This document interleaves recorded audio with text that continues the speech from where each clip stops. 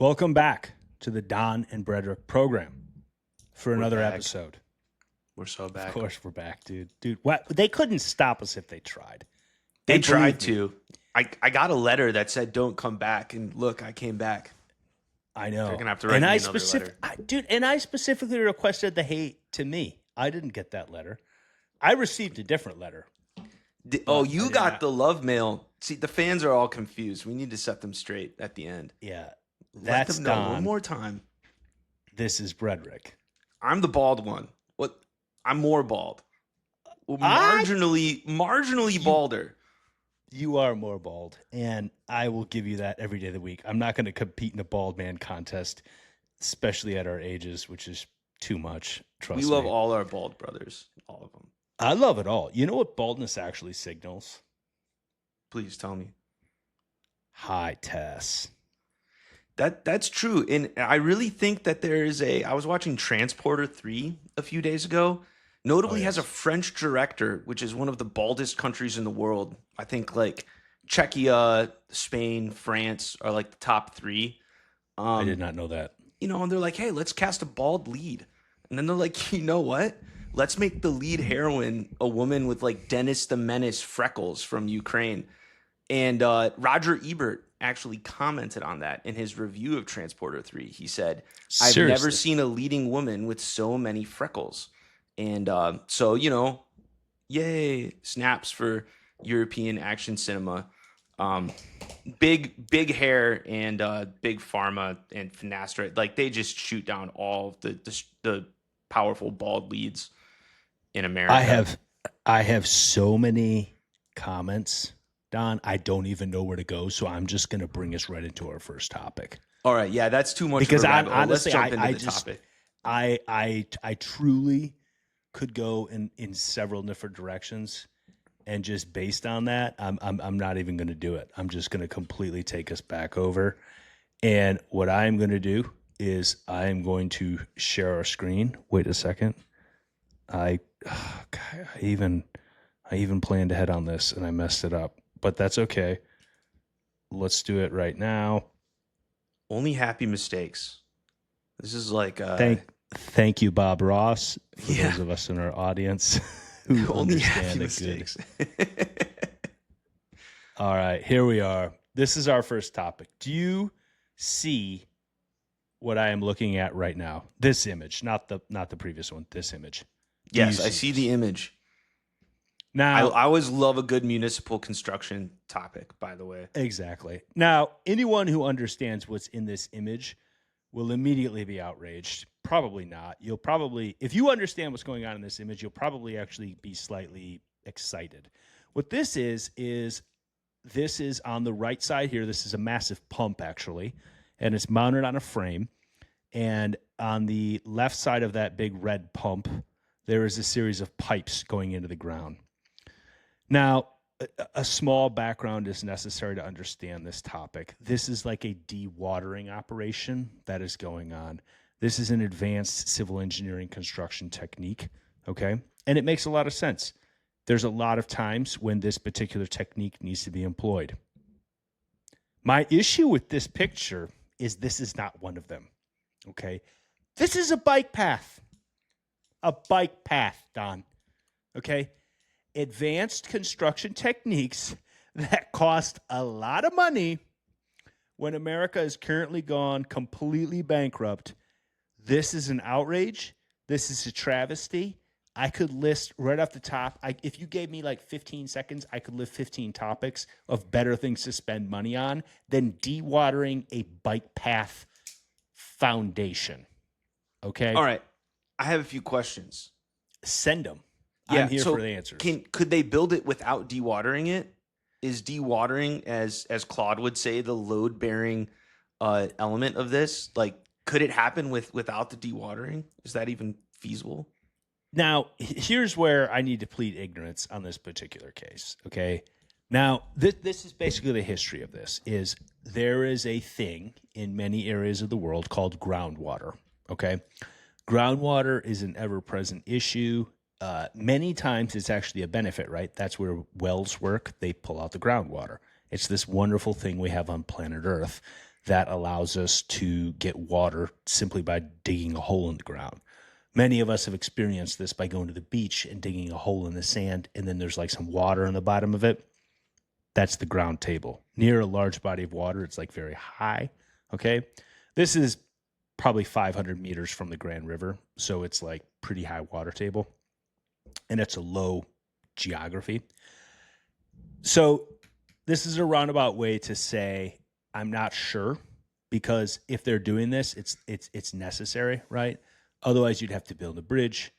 Otherwise, you'd have to do some other thing, because basically what they're doing is they can't build a foundation because the water will wreck the foundation. So probably no. Well, I mean, people love elevated bike paths. It could have just done that, you know, make like a little wood path or something. I see those all the time. That probably would have been more expensive, honestly. Oh, that would have been more expensive. Probably. Dang. Yeah. I mean, then, how badly do the people need the bike path? That's my Is this point. a super zip? Is it financed with property taxes? This is not a super zip. This is actually a medium zip at this particular location. I'm sure someone will like back calculate this with some kind of like Reddit style geolocation thing, which is a thing. We should do an episode on that.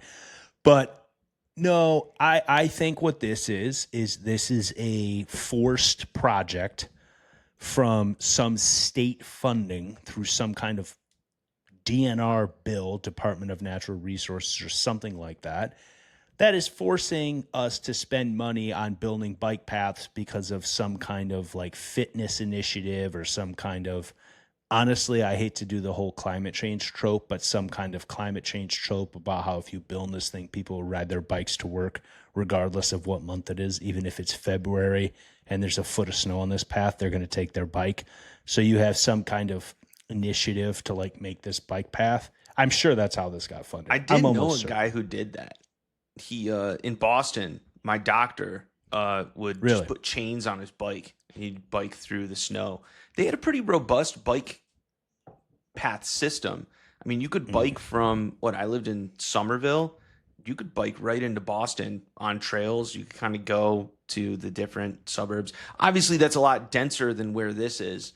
But I'm saying like maybe it would pay off, right? Maybe there will be a huge surge in bike commuters. Probably not, but maybe it'll probably just be like one or two people walking their dog. But maybe not. I could be wrong. You know,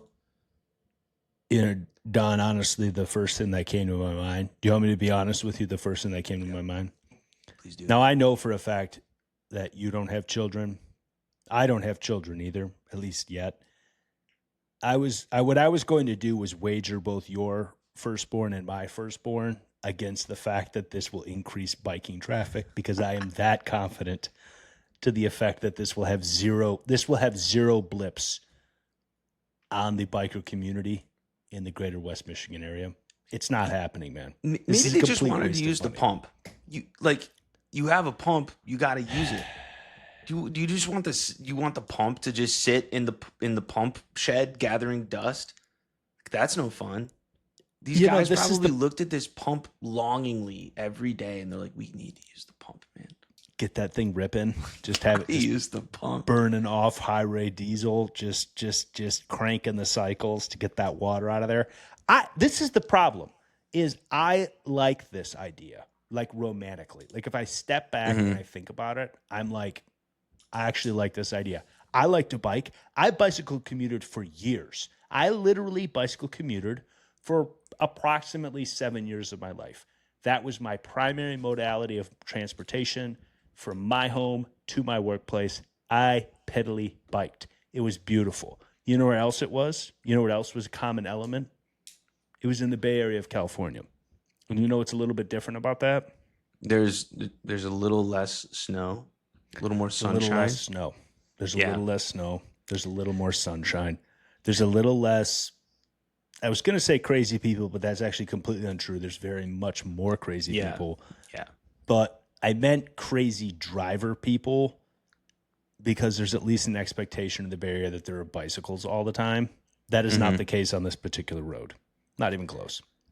Right. I guess, we're just two guys on a podcast. Our audience may involve decision makers, but it's most likely not, the people that hold the purse strings, the state of Michigan. Yeah. What's the call to action here? Like, what can we do? Here's the call We to can action. complain, Here's the but, call to action, what do Tom. we what do we do? What do we It's do not about even that, Don. You know what the real issue here is? Do you want me to tell you what the real issue is? This isn't even an isolated incident. Do you see this picture here? I do. Yes. This picture here is less than, I bet you it's 5 miles away. Okay. Now, again, I'm gonna make a little bit more of a technical observation here as I try to highlight something here. This right here is like a major scale excavation with a like reinforced poured concrete retaining wall with big tiebacks going back into this thing here. And I know the picture doesn't show this, but like there's a bike path here. Okay. Now, this happened about a year ago, happened last summer. Okay. I'm noticing a theme here. Okay. And I guess that's what I'm trying to say to the audience here is this is one of many projects that we just can't afford anymore. I don't care how much the green people, I don't care how much the bicycle people, I don't care what's going on. We can't afford it anymore. I bet you this project, man, I don't know, but like I'm guessing this thing cost at minimum $1 million. There were multiple large excavators, which dude usually retail out at $500, $800, $1,000 per day to rent. So integrate that over the entire summer, so a 4-month build period, plus the dudes who are out there. I'm sure there was a gal or two, but it was mostly dudes out there, which is typically the most expensive part, the labor of construction. Do you plus not all want the concrete? Do you not want the GDP to go up? Like GDP is going up here, man. The GDP has to go up somehow. Someone has to do it. Brederick is degrowth over here. Meanwhile, the state of Michigan is like doing the Lord's work, increasing the GDP. I appreciate that. I think you bring up a concept there that I wasn't even going to get into in this section, but is very relevant.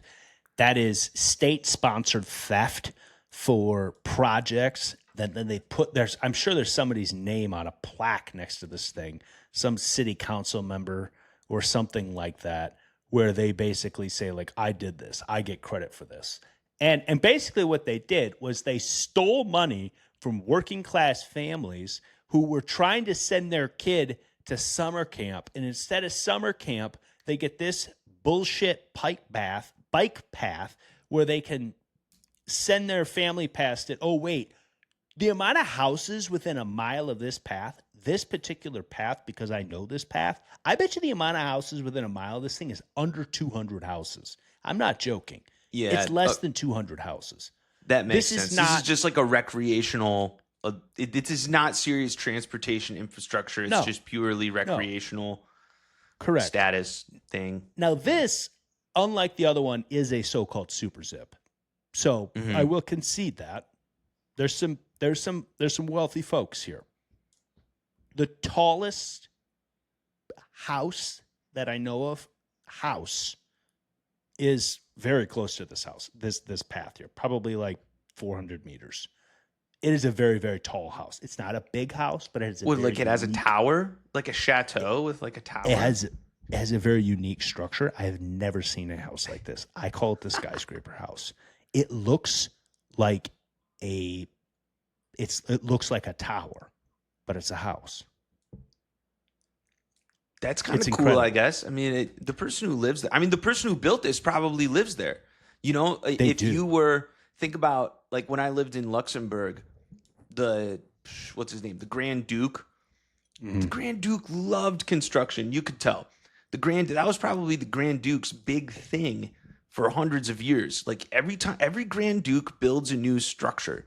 So they build a big suspension bridge. They build a new castle. This is just the guy in the tower wants to build stuff. Nothing changes, man. I'm sorry to tell you, but that's just the way it is. I'm going to take a brief aside here, and the reason I know about this path is at least the fine people of this particular community had the common sense to build a park in this area. There's actually a couple parks in this particular area that are both beautiful. And I used to run at this path all the time. The reason I know about the skyscraper house, so I call it the skyscraper house because it's like, I bet you it's like 5 or 6 stories tall. And it is a square house. It is a square house, but it is like 5 or 6 stories tall. It's completely wild. I used to run out here all the time. And I was running there one time, actually, and I saw a dude on the street in front of the house raking.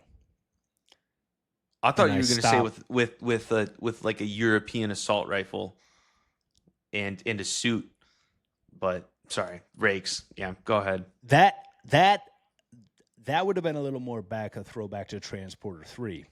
That would have made sense. Yeah, I've corrupted my brain. That's all I can That's think about. okay. But I yeah, he think- was raking. He was just honestly, though- maintaining his own tower house lawn. I'm not sure though, man. I think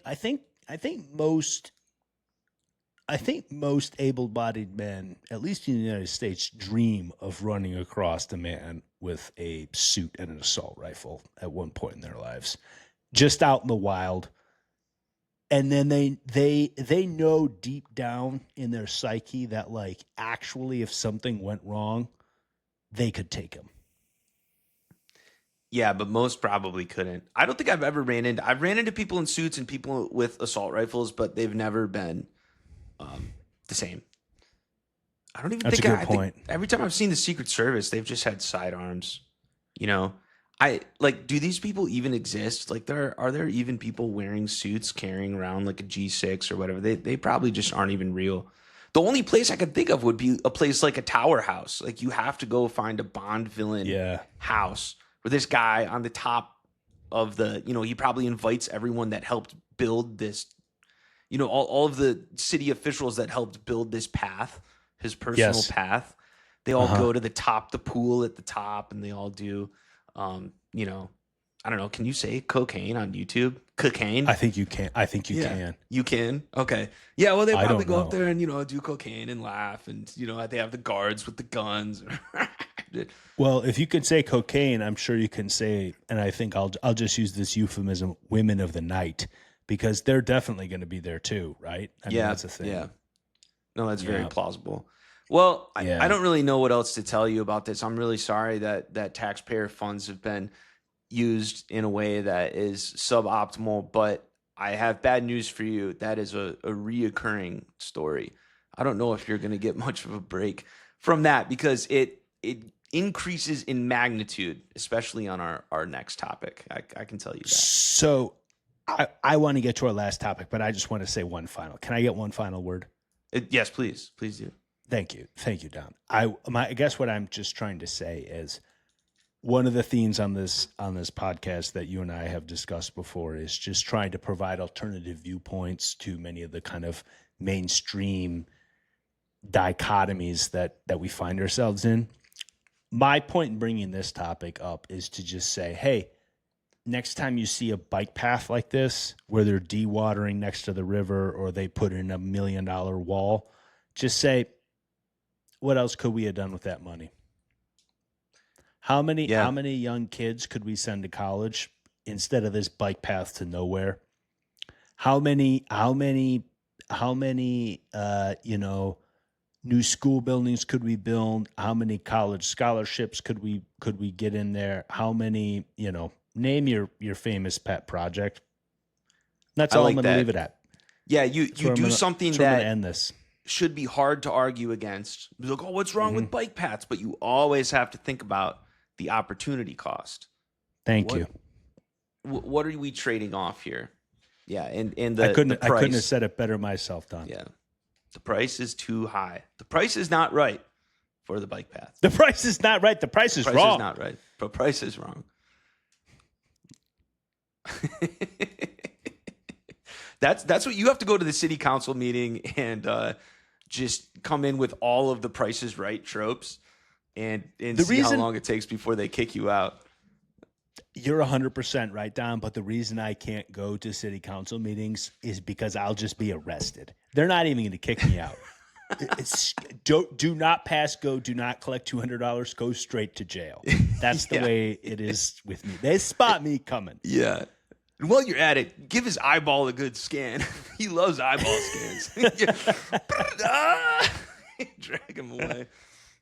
Oh, bummer, dude. Well, do they have like an equivalent for city council meetings for Congress? Did they ever have a time when members of the public could just go to Congress and get up there and be like, "Here's how I feel about this"?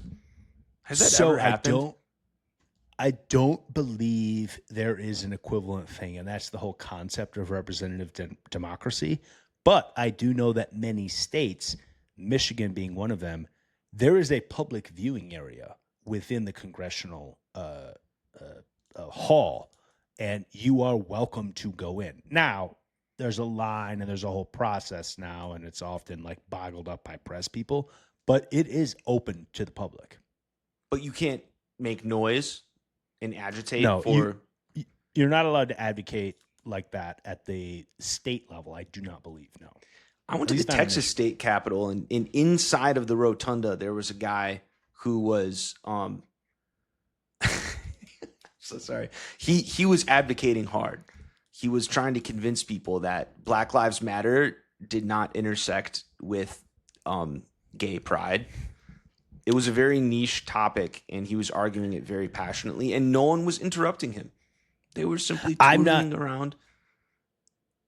But it was not in the viewing area. On that, Don? Yeah, go ahead. Can I make 2 comments on that? Yes, please. One comment is the state buildings typically tend to be public buildings. Between business hours, you are allowed to just walk in them. And I believe the state rotunda actually is a so-called like free First Amendment zone where you are allowed to do that, actually. That is not what I was referring to. I was referring to the actual chamber where the legislature meets. I've been to the viewing area as well, and no one was heckling. Yeah. I thought about doing it, but I didn't. No, I don't think you can heckle in there, and I think actually that will get you escorted out, legally escorted out, because you can't like disrupt. Do you know what I mean? You got to go to the rotunda now, man. You got to go to the rotunda and tell them all about these bike paths. You know, I appreciate that. And I think that's kind of that's one of the benefits of our form of government that actually still has a lot of weight, is like the idea to protest things. I think that's unfortunately been undermined with a lot of the more recent movements where people confuse protesting with violence. I don't want to get into that right now, but I think there actually is a rich tradition of actually still protesting things. Yes.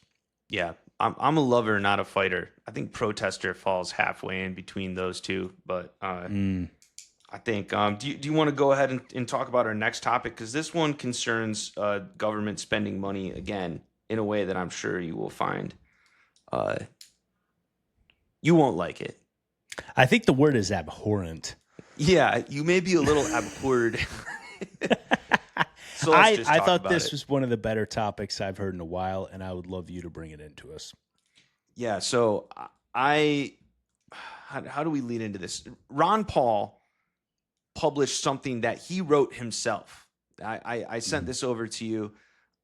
Yes. I can just give a brief highlight of this. Basically, Ron Paul, who, remember, was being courted to enter the Trump administration within the Doge program to cut government costs. So he had played with the idea of entering the administration to assist in trimming down government spending.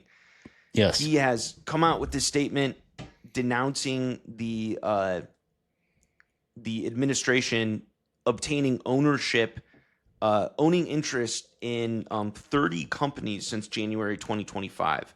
And the total purchases in those companies amounts to about $27 billion. I don't know what all 30 companies are. I know that Intel is the most prominent among those.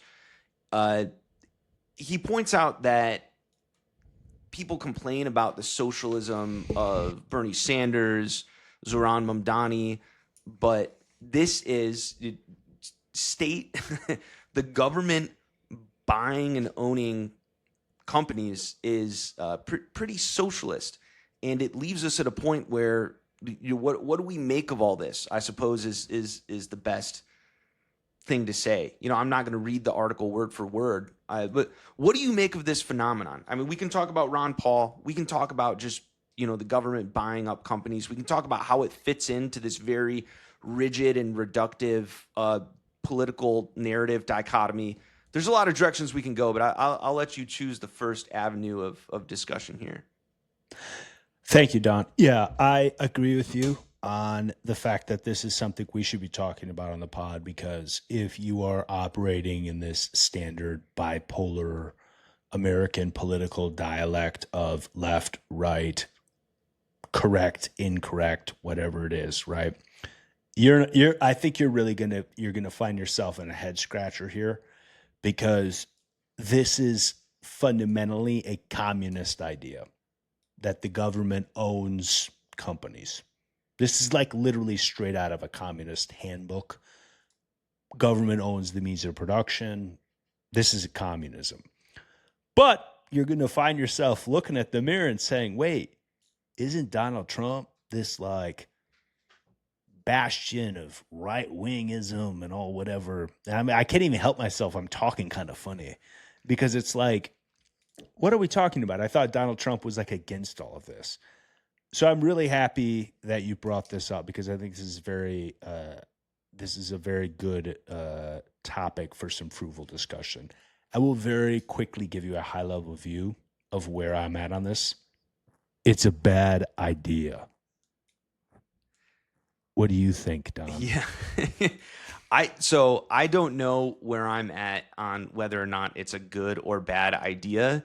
What I'll say is my understanding here is that I'm going to pretend that there's no kind of corruption involved and believe that someone deemed this as necessary for the United States strategic competition with other global industrial powers, namely China.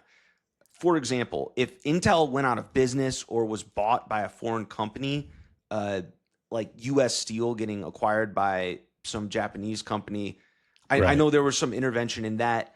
You need to retain some kind of strategic industrial capacity, and I think that's been neglected for decades, and the administration is stepping in forcefully trying to make a difference. I think, I don't know if this is true, but I remember reading something about the administration insisting that certain companies would be penalized if they engaged in share buybacks instead of building more, doing more capex and building more manufacturing facilities.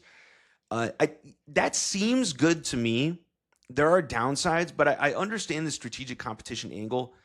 At a higher level, though, this is interesting to me because it blows apart most people's coherent political narratives of what each pole in American politics stands for ideologically. It makes you ask the question, what is socialism and who is socialist? And answering that question is not easy, but it's worth answering.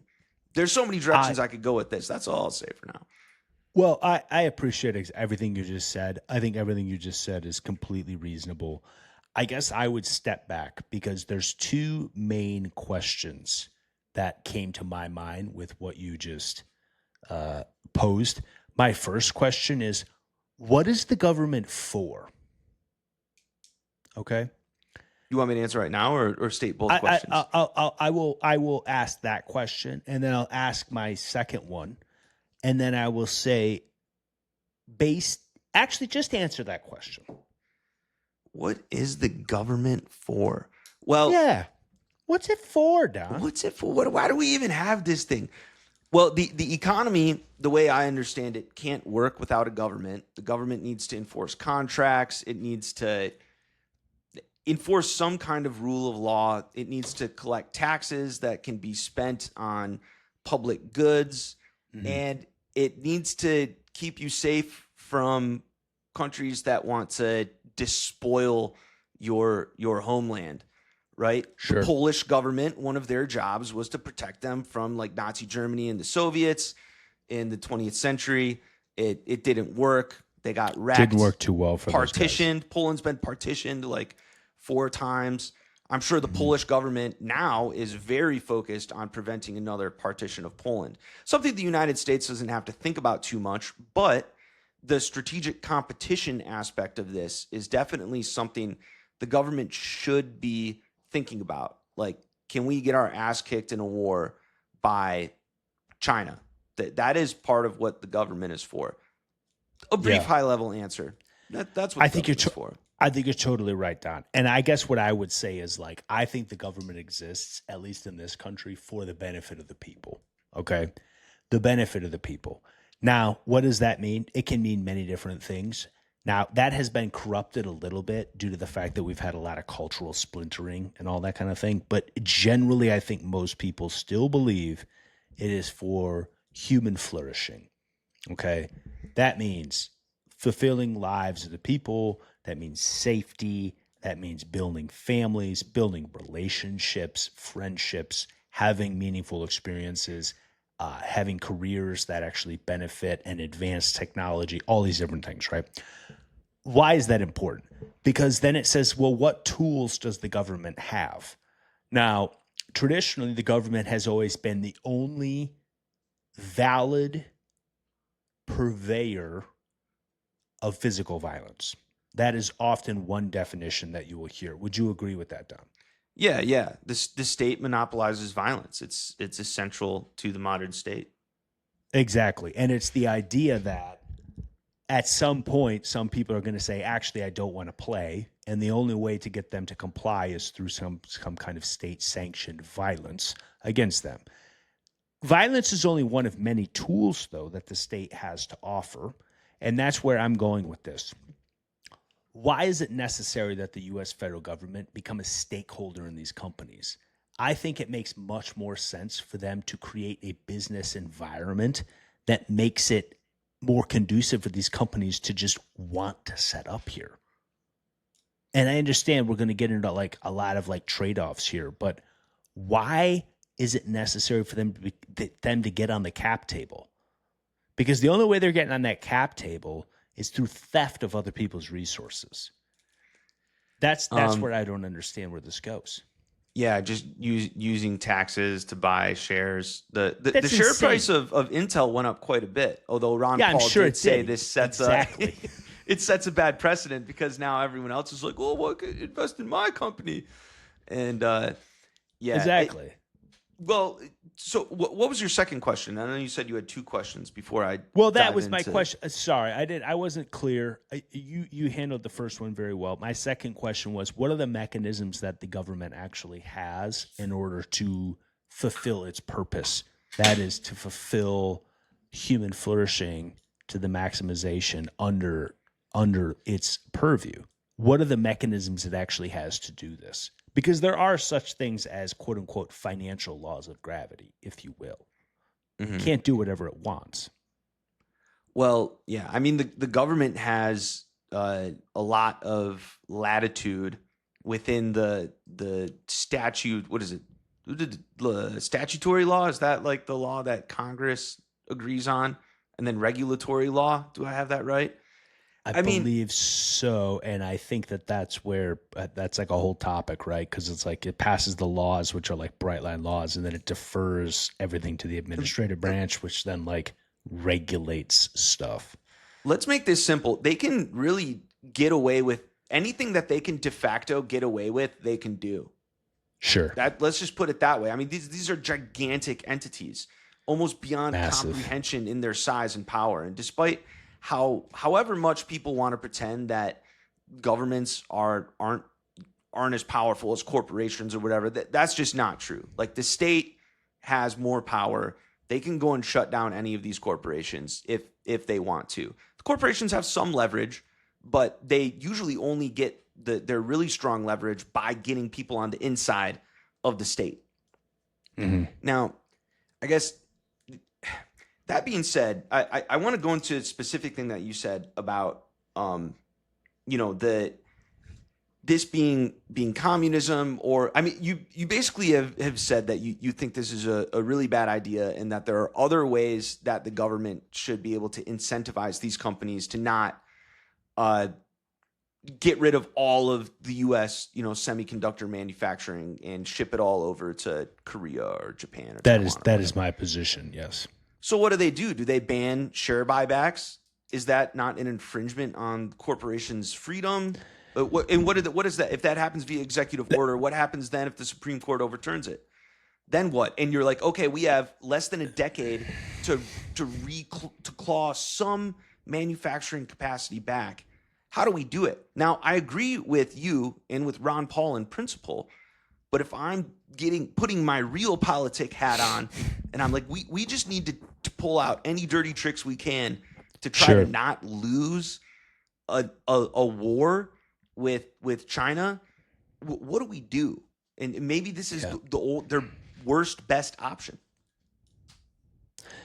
I always love the worst best option. That's a great defense for so many things. So I'm just gonna say that. I'm gonna say that. I think there's I like the realpolitik angle, and I think there's a lot to be done there. Okay. I think that there is also there's many angles that I could come up with that. The realpolitik angle, I think when there is actually some pretty convincing arguments for that, there's a lot of backroom stuff that ends up actually happening.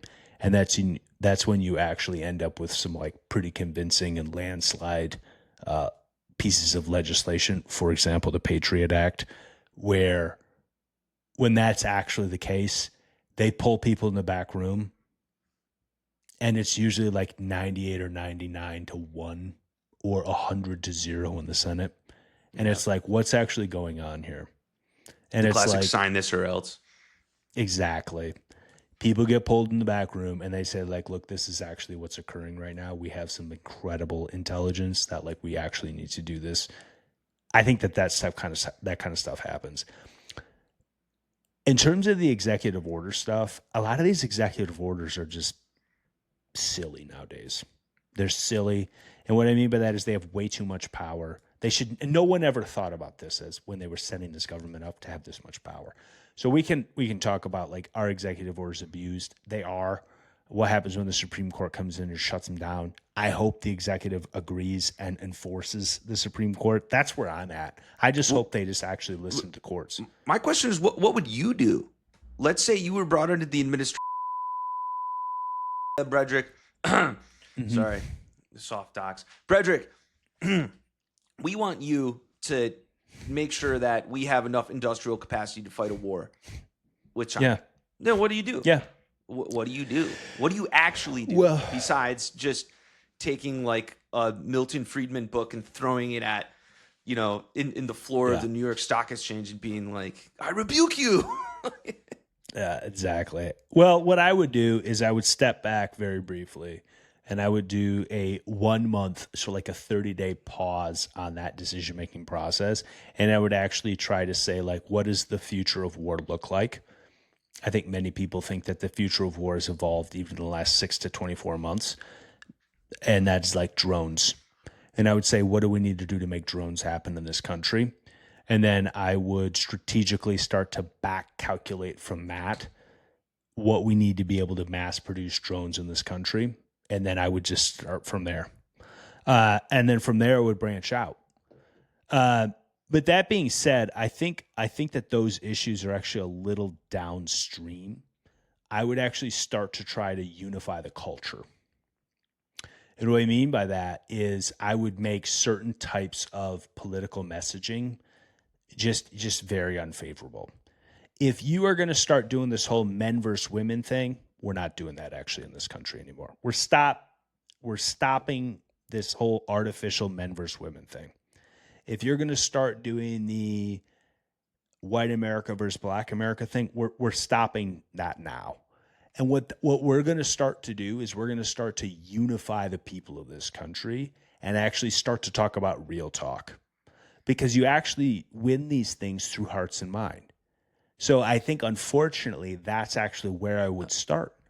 I don't know if I agree with you. What I'm really asking you is, how do you coerce the decision makers and the decision making shareholders of Yeah. these industrial corporations in the United States to do what the government wants and needs them to do?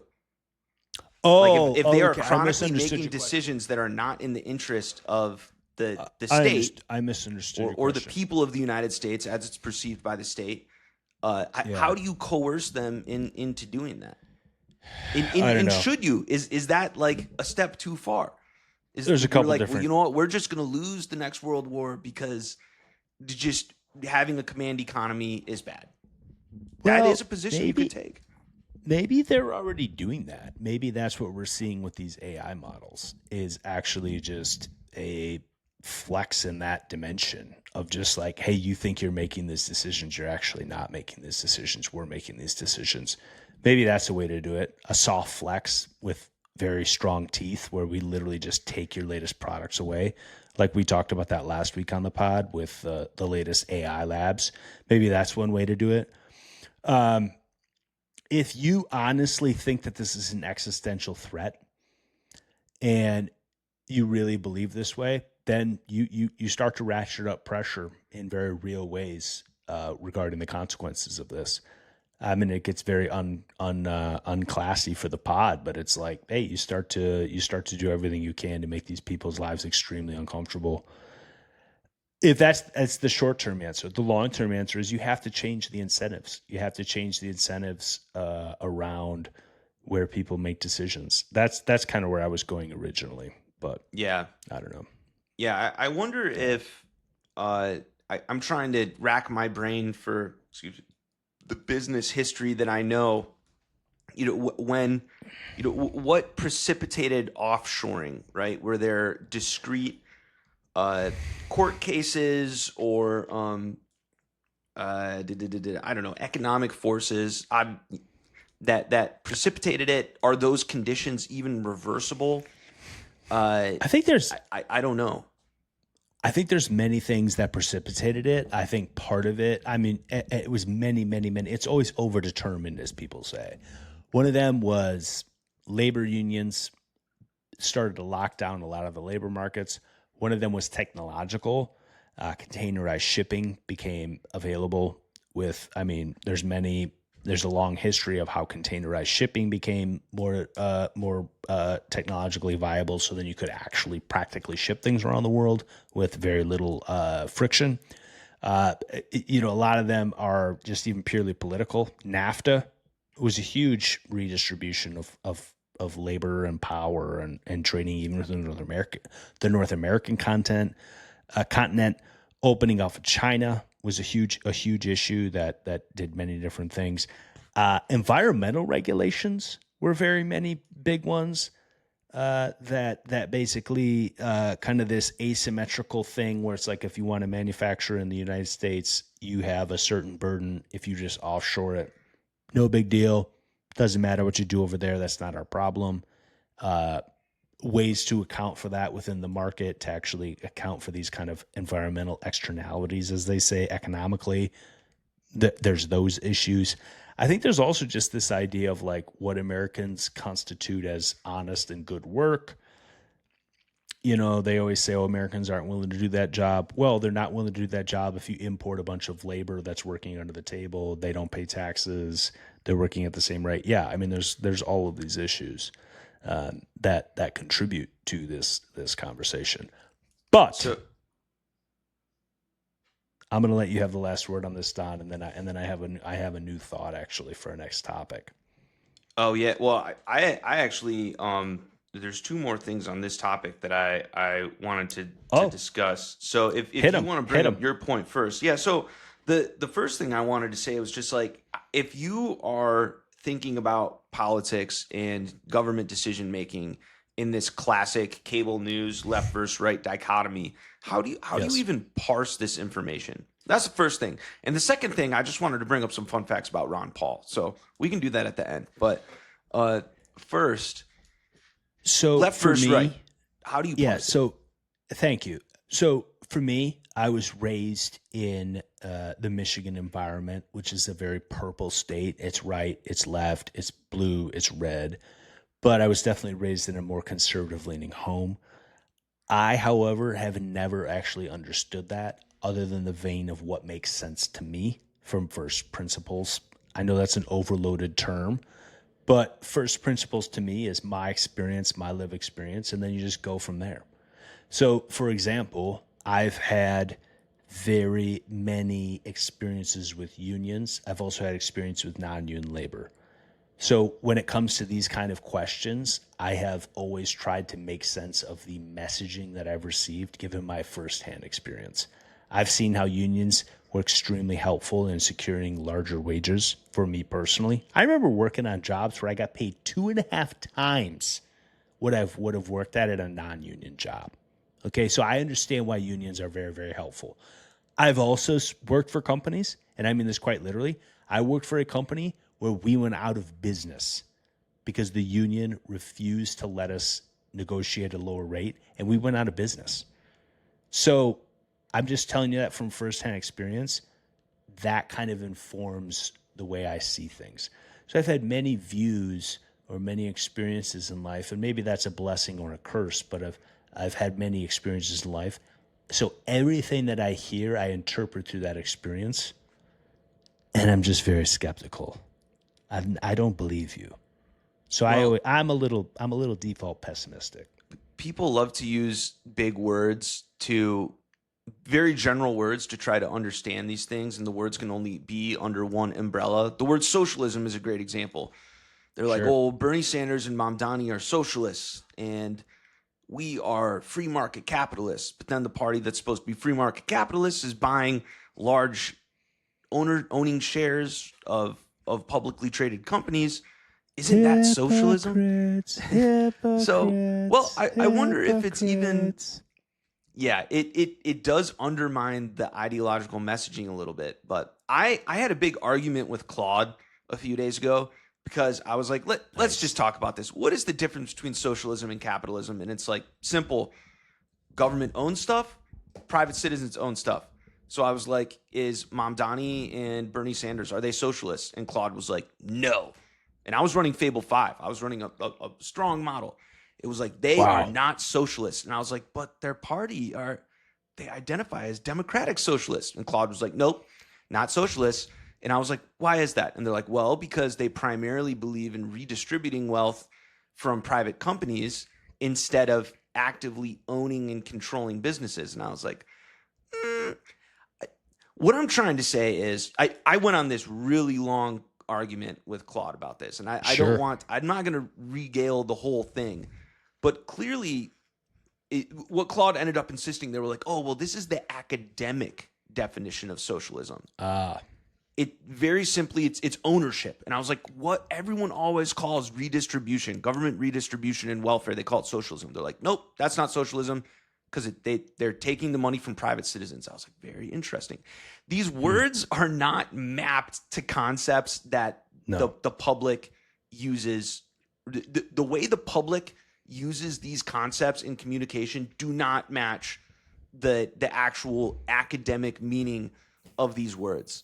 Right. And I think that's part of what fuels these problems, this ideological incoherence.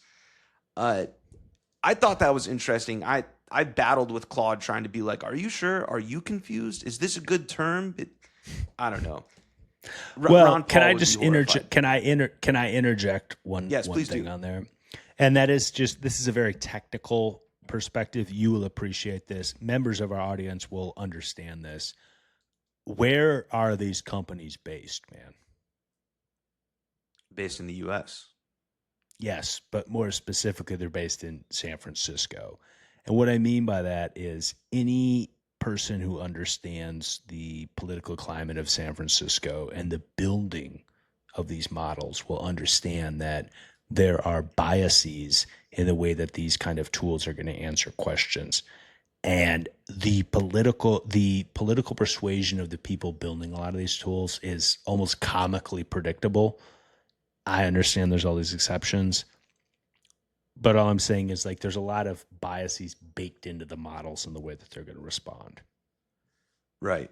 Yeah. Well, I mean, I guess it had a point. I see where it's coming from. Where I don't know if it was necessarily trying to push me into some kind of political orientation. I think it was just cornering this very specific definition of a word. And the argument I had with it was ultimately about epistemology and communication and how you can even understand reality with the accuracy of your terms. Because I was like, if socialism and capitalism are only differentiating the degree of government ownership, how do you even talk about an issue related to welfare and redistribution? It was saying that FDR would come out and pitch New Deal things without even using ideological language. He'd just be like, it's not right for children to starve, so we're doing this. And it's like, okay, well, I mean, and that's kind of how we were talking about this topic earlier. We weren't using ideological language. We were just trying to solve a single problem. But the public, for some reason, needs to communicate in like reductive ideological language. That's almost meaningless to me. I feel really confused. I have a headache every time I even try to think about politics as it's conducted with the masses in the United States. It just hurts my brain. Well, so I guess what I would just say is like yes and no. And we could honestly spend so much time on this topic because I think that reductive categorical labels are helpful in the sense that it allows you to boil things down to first principles that then allow you to actually understand implications of solutions or proposals that you already know the answer to. So for example, if the government gets too much power, we know that will always end badly. So if someone is like Medicare for all because I don't want to see young kids not get health care, then you're like, well, wait a second. I don't want to see young kids not get health care. That makes sense.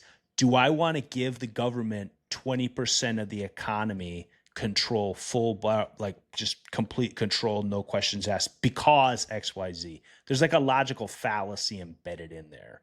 And so I think a lot of this, like, it's like, wait a second, that's actually like socialism or communism because you're giving the government the power over this currently free market economy component. And then people are able to say, actually, I don't agree with that. And the reason I don't agree with that is because I've seen the negative consequences of that course of action in an abstract sense. Maybe that's the helpful way. Maybe. Yeah. I don't know. Again, we could talk about this for so long. Do you just want a fun Ron Paul fact? I would love a fun Ron Paul fact and a fun Ron Paul fact, and then I'll give you a fun personal Ron Paul fact. Oh, okay. Well, did you know that Ron Paul is one of the most illustrious gynecologists in the state of Texas? I don't even know what that means. I know what a gynecologist is, but I don't know what illustrious means. Illustrious means you're like well respected for your performance in your field. It's a fun fact, right? It's a fun fact. I didn't know that. That's fascinating. Ron Paul, yeah. And did you also know that gynecologists do surgery without a specialization? It's just like a baseline thing. I didn't know that. Wait, what? Gynecologists do surgery? Yeah. If you need that makes sense. If you need surgical intervention on any part of the female reproductive system, they'll send you to a gynecologist before they send you to general surgery. That makes total sense to me. Which I did not know. I thought gen surge just did all that stuff, unless it was like taking things out of your brain or spinal cord. That's fascinating. I don't know a lot. I'm a normie. I'm right. This is me. I'm on this part of the. I'm closer to that than stage. I am to the other two people on that thing, so that makes sense. I don't know, man. You think I'm autistic? It's not by. It's by nurture. By nurture, dude. Don DeGear thinks Brederick McDonald is an autist after by nurture, this conversation. Engineering PhD by nurture. It's not your fault. It's not your fault.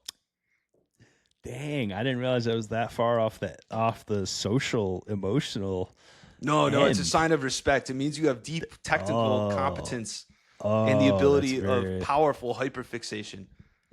good backpedal, Don. I appreciate that.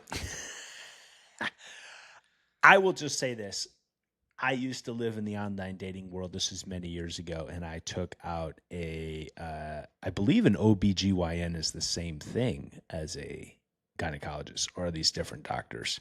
No, I believe it's the same thing. Yeah. I think it's quite similar, right? And I have only ever been stood up on one date, and it was by a OBGYN doctor.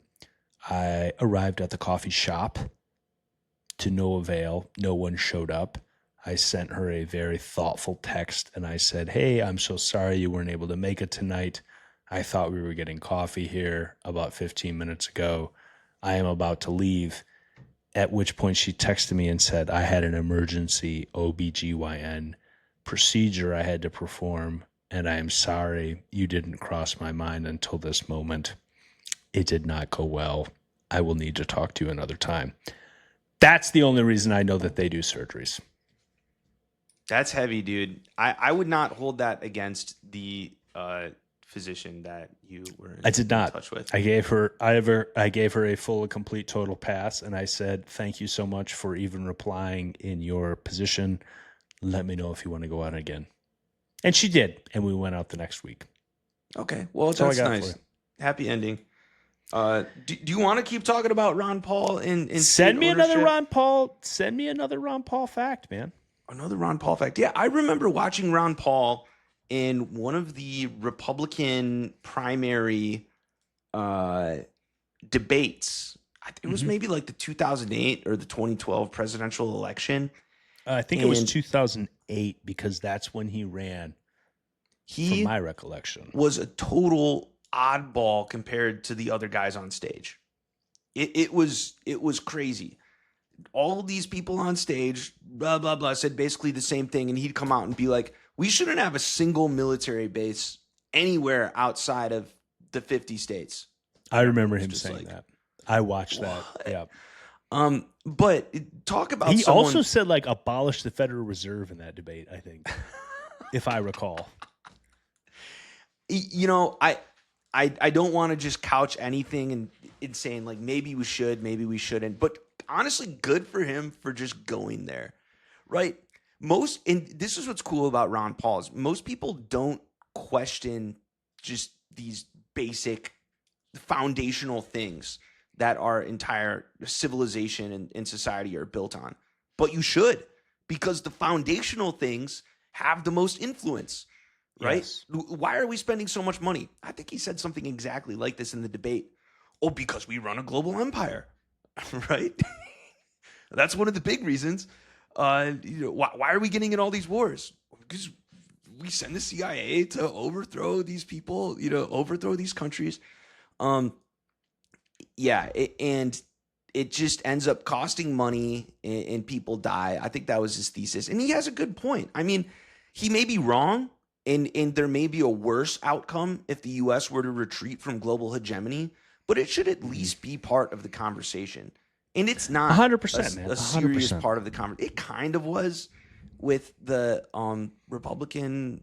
It kind of was, I felt like, in this last election, but not in any serious kind of way. I felt like the foreign conflicts just kind of got sucked into this surface level culture war, and there was no real interrogation of whether or not we should be running a global empire. No. It's Well, foundational. I think the reason that it wasn't actually discussed seriously is because the obvious answer for everyone in the room is yes, because it's good to be the guy that makes the decisions. Can we afford it and also afford the moral peculiarities that many Americans would like to have? Probably not. I mean, If you actually run a global empire that's based in force, you have to use force. Why not? We can have this debate right now. Oh, it could be brief. We can pull the ejection lever whenever we want. Mm-hmm. why do you think the United States is better off running a global empire? And by global empire, I mean reserve currency, military bases, the use of sanctions and military force, treaties with all around the Pacific and Atlantic. Why are we Right. better off in that system? I think there's many, many ways that we can do that. One, if we have the global reserve currency, we're able to regulate commerce in ways that are beneficial for us. That would be one example. Beneficial for us means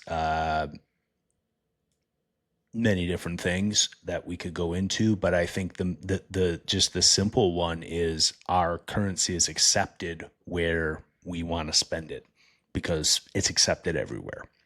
So if there becomes a deal that's fruitful for us, we have the ability to exercise that deal because our currency is the deal that our currency is the currency that deal will be exercised in. That's very helpful. I think too, it allows us to exert what we believe to be morally correct around the world through that ability, which I just mentioned, which is helpful. Those are a couple of reasons. Yeah. Well, two things. One, and I'm just going to take the other side of this debate here, just for the sake of it. There is an argument that the reserve currency status is a reason it is one of the driving factors behind the government's profligate spending. The reason for that is when, let's say, Spain buys oil from Saudi Arabia and the transaction happens in dollars. The Saudis then have a pile of dollars and they just lend it back to the U.S. government. And the U.S. is also obliged to export as many dollars as possible to maintain liquidity in this global dollar system.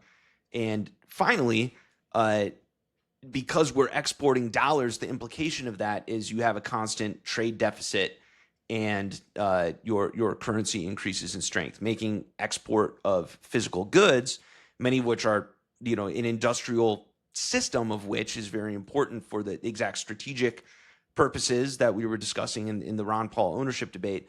It undermines those industrial systems and encourages the offshoring of industry. So that there's an argument that global empire, the reserve currency aspect, more than the military aspect, is even more harmful to the state of affairs in the United States. And is one of the reasons we've arrived at the point that we're at. I think that this is kind of what I meant when I said with a moral or ethical kind of framework that the United States likes to pride itself on. That only works if you actually are trying to be respectful and quote unquote fair to a lot of these partners. That's what I think That's what I think it is. So what I'm saying is, like, if you don't care about being fair or you don't care about being abusive, then you can run that system indefinitely because they have no recourse. They have to accept your deal. I'm not even talking about the foreign countries. I'm more talking about the domestic United States, right? Like the people within the United States who are harmed by inflation, government debt, who are ultimately responsible for the government debt, and the industry that's been hollowed out because of the offshoring and currency dynamics. I'm not sure 100% because I think that those are kind of separate topics. I'm sure they're dynamically related, but overspending at a federal level is not the same as providing for the exchange that you just described. Those are not the same things, because if you're overspending at a level, that doesn't necessarily mean that it needs to be offset by the oil exchange number that you just discussed. At least not in my understanding of the way that economics works, is because those Saudis could also spend dollars somewhere else. They don't have to bring them back to the United States. They could also facilitate an exchange with someone else denominated in dollars. But again, and I'm not 100% sure on this, but the inflationary spending that we're talking about is purely based at the federal level in the United States that is causing the inflation.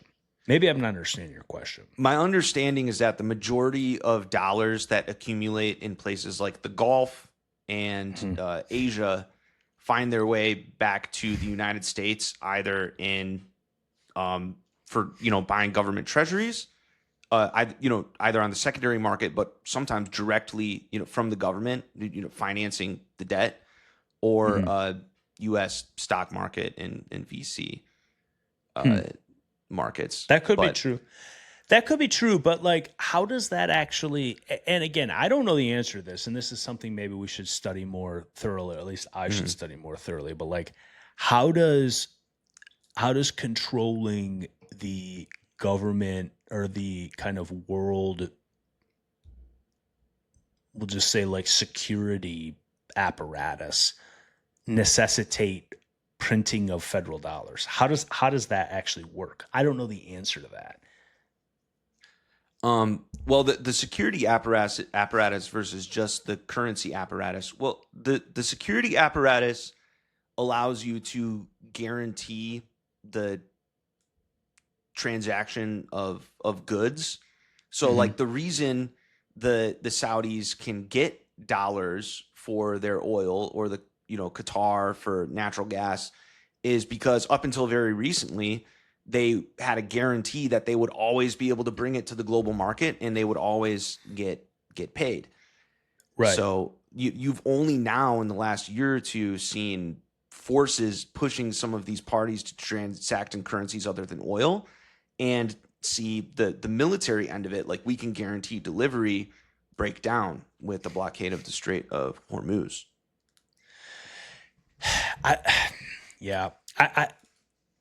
I'm way over my skis on this in terms of these particular issues, because we're kind of talking at like an abstraction level, but then at the same time we're talking at like an application level. And I guess what I would say is like, does that just come down actually to the kind of the moral question? And that's more what I mean is like, could we actually enforce these contracts, but the American people won't stand for it because they don't actually appreciate what that actually requires due to the changing dynamics of the way that media works. You see what I'm saying? Yeah, I guess in a more concrete sense, like if we made a promise to, say, Qatar and the Saudis that they would always be able to export their oil and get paid in dollars, and then the Strait of Hormuz gets closed down, we would need to make a pitch to the Americans that we're going to like storm the beaches to permanently reopen the strait. And if we can't get the American people on board, we fail. And if we can't reopen the strait, we let down these countries that we have brought into our global system. Is that kind of what you were saying? Yeah, exactly. And maybe level. Maybe it's more of an education issue where it's kind of like, we've become so rich and we've become so like accustomed to people not resisting that when it actually comes to talk about this, it's like, actually we have so many people who are like of a certain belief that like, it's like, you don't actually understand why we need to go like take out Iran. And it's like, because of this like third order effect of the way that oil pricing works.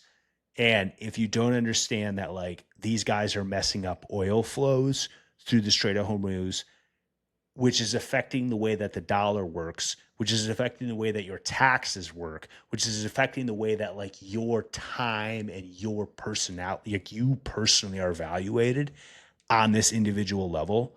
Just be like, that's why you can't work the shift you want. That's why you get taxed what it is. That's why you can't have XYZ. I think the American people are like, fuck yeah, let's nuke Tehran. I think that is actually what would occur. But that is so far gone from the actual way that communication works and the way that value systems work and the way that our like morality works and the way that it is so easy to disrupt that using like plausible propaganda techniques, even within our own country, that's why that's not sustainable. That's what I think.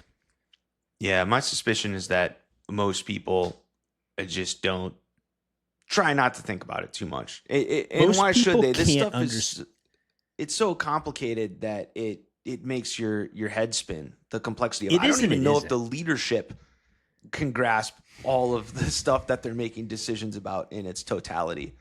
Bingo. In fact, I know that they don't. That's actually the real issue. And I think that what we've done is we've replaced this is where you end up with all these just like weird cycles of things. And, you asked me earlier, how do I try to understand these different things? I don't know. I'm not some polymath I'm not a Peter Thiel who's able to see the tea leaves and make these like insanely strategic investments and then wind up 2 years later with like a 5,000x return. No, like I'm not that guy, right?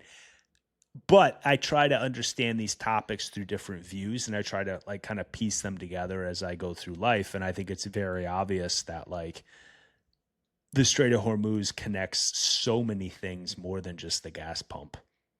And if you were to actually be able to come up with even like a probabilistic flow chart and then actually talk to the average American and be like, actually, this is what's going to happen in the next 5, 10, 20 years if we don't make these decisions about this particular regime, I think you'd have a lot more unification amongst these things than people would feel comfortable with. Namely, a major war or a major kinetic attack against anyone who's trying to disrupt oil flows in the Middle East. That's what I think you'd arrive at. Or people would dip. People would be like, well, I'm not willing to do that. If you had to do a Vietnam level draft to permanently reopen Hormuz, I think most Americans would just be like, no, like just we're done. I'm not sure. Golf. I'm not sure about that.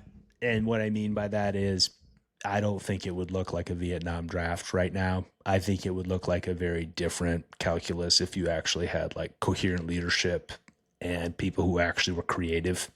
I think it would look much more like tactical nuclear. I think it would look much more like drones. I think it would look much more like really pinching people that we had leverage over for resources that we needed.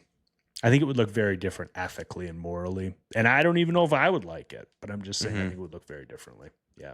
Yeah. Well, at least Ron Paul was, even in 2008, asking the right questions. Like, I think most of the leadership, either unintentionally or unintentionally, but they're not even asking the right questions.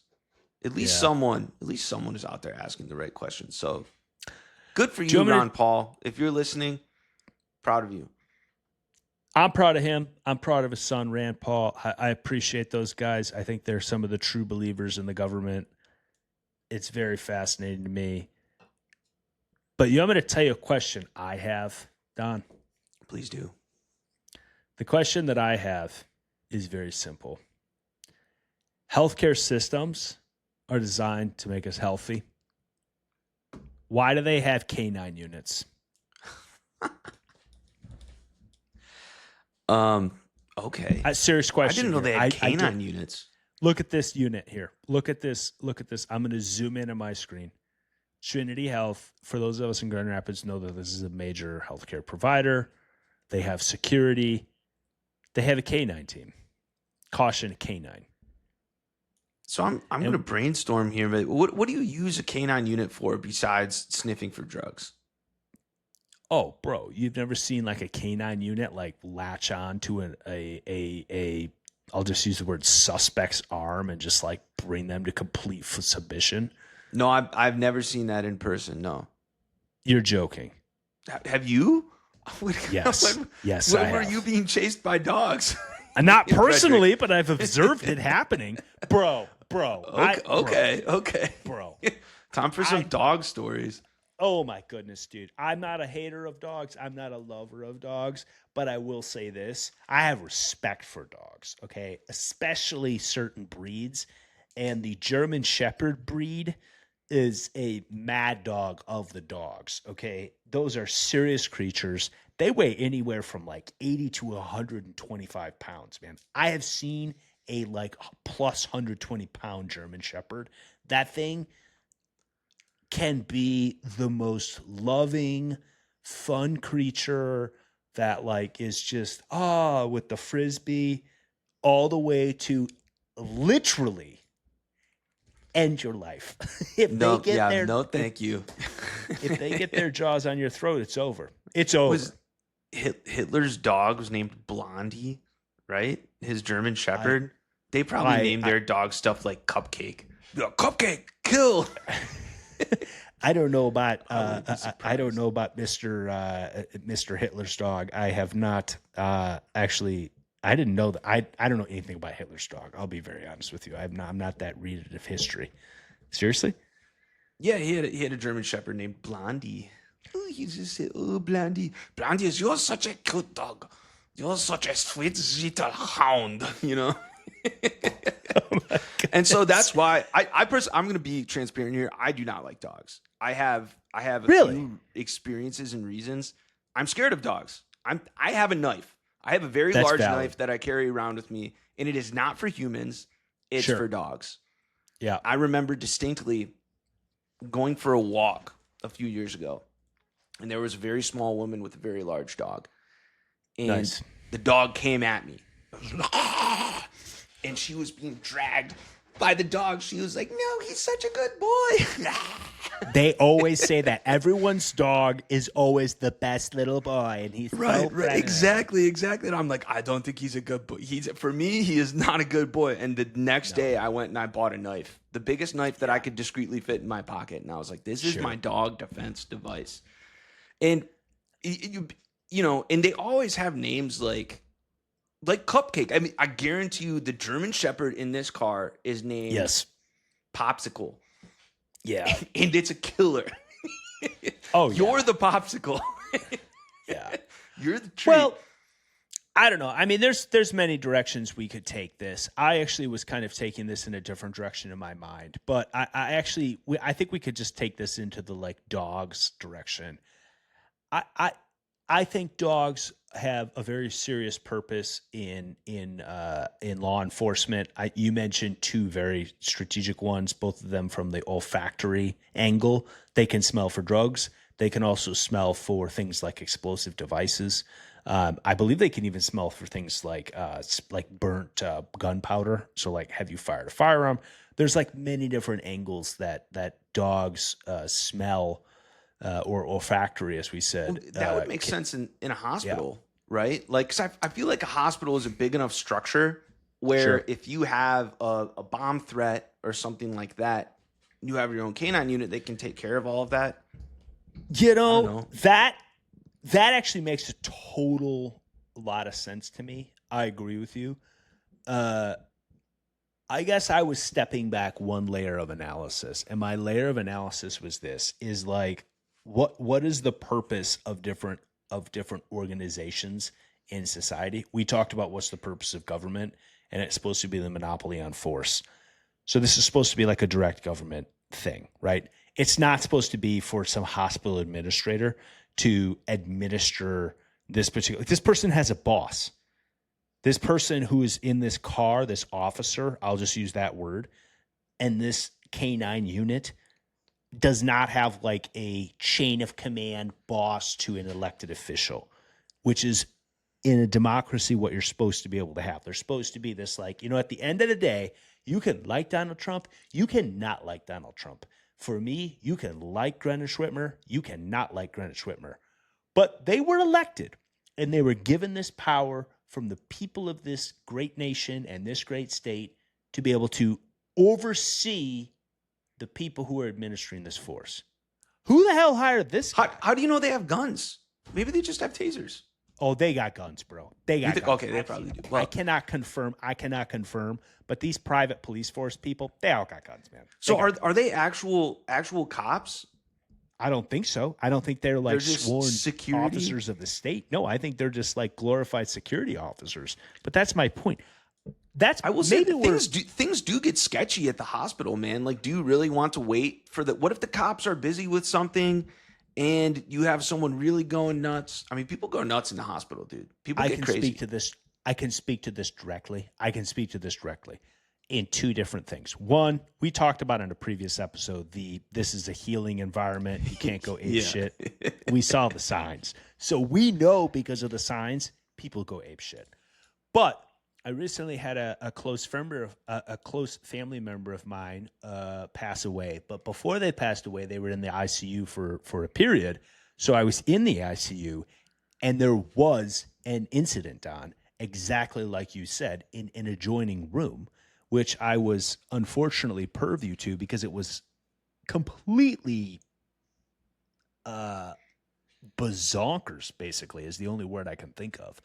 There was a particular person, and they were like, I'm not complying with the nurse, who are always these just like, and I'll be stereotypical, but they're always just these like sweet young women in their like late 20s. They invariably are, right? In the ICU, at least in my experience. And they're just like, why would you not just like listen to what these people have to say? This particular gentleman was not. He was like, actually, no, I'm not doing that. And he was like, I'm going to smoke my cigarette in the ICU. And they're like, sir, you actually can't do that. And they're just like, he's just like, honestly, the proverbial just F you. And the family was like behind him. And it's like, what are you guys out of your minds? It's a free country, Brederick. It's a free country. It's really not. It's really not. And that's Smoke him fine. if you got him. Was he a patient? Yeah, he was in the bed? He was like, he's like, I will say this. I saw the response very upfront and personal. I did not actually see the instigation that led to this. I was told that secondhand. So I was told this gentleman was like being very combative with the personnel of the ICU, and it was refusing to listen to their compliances, and basically was like being completely unreasonable. And I think there was like five officers that like responded. I mean, it's crazy. Hospital security, or like city cops. It was difficult to tell. They were. I don't want to make a judgment, but they looked like cops to me. They had badges and this, that, and the other, but they could have been security. In my head, I'll be honest with you, I made the assumption that they were these guys because I saw this picture of this person was standing next to me, obviously in the where I was at in this traffic light. And I was like, oh, this must have been the like private police force that escorted that guy out. Or basically, he didn't escort him out. They just like forced his compliance because it was an ICU. I remember going to I think it was a Target in San Francisco, kind of like near the Mission and Tenderloin area. And I think I've been to that Target. And the entrance to the Target, there was a man in full body armor with, I think he had a submachine gun. Sure. That's not, no, He's like, I'm welcome laughing, to Target. I'm like, thanks, dude. I just got to get some yogurt, granola, but thanks for protecting me and the yogurt. Thanks for protecting the yogurt. That's important. Well, I think, yeah, sorry, keep going. I was just going to say, what I gathered from that is I think in a lot of places, the cops just can't cover everything. So if you have a high incidence rate of, let's just say, funny business, you have to do something, man. You have to. What are they just going to shut down the hospital because the cops don't show up in time and everyone's smoking cigarettes? Next thing you know, you walk in and everyone's smoking cigarettes. You can't have that. But okay, so I guess this is okay, Don. You're 100% right. I've been to that place, and I think you're right. I think they are like they're ready for basically a like heat. Like Robert De Niro style, like a shootout on the streets of Target. Which is, if anyone hasn't seen that scene, I recommend you go see it. You should probably arrive at that particular scene in the movie with like at least 2 beers in you because it's going to shake you up.